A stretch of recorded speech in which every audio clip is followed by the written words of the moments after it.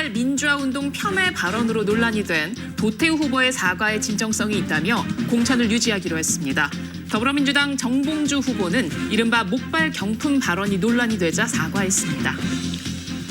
전국의 의과대학 교수들이 사직 결의에 속도를 내고 있습니다. 모레까지 대학별로 사직 여부를 결정하기로 했고 정부는 의료 개혁을 멈출 수 없다며 현장을 지켜달라고 호소했습니다.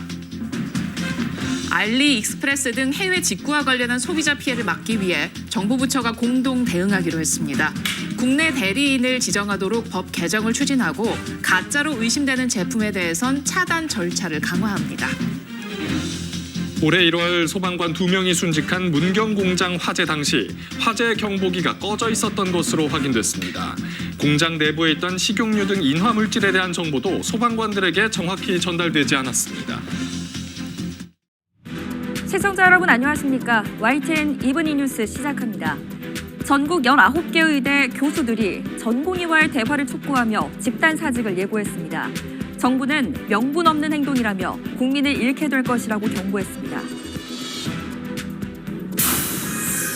국민의힘이 지역구 공천 마지막 작업으로 국민추천제 면접에 들어갔습니다.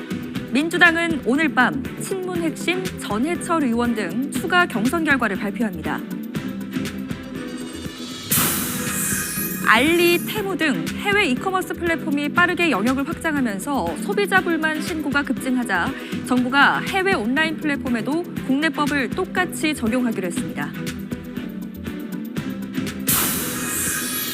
지난 1월 소방구조대원 2명이 순직한 경북 문경 공장 화재는 사고 이틀 전 공장 관계자가 화재 경보기를 강제로 끄면서 초기 대응이 늦어진 것으로 확인됐습니다. 경찰은 관계자 입건 여부를 검토 중입니다. 사과 도매 가격이 1년 만에 2배 넘게 뛰어 처음으로 10kg에 9만 원대를 기록했습니다. 배 도매 가격도 15kg당 10만 원을 넘었는데 비싼 과일값은 초가을까지 이어질 전망입니다.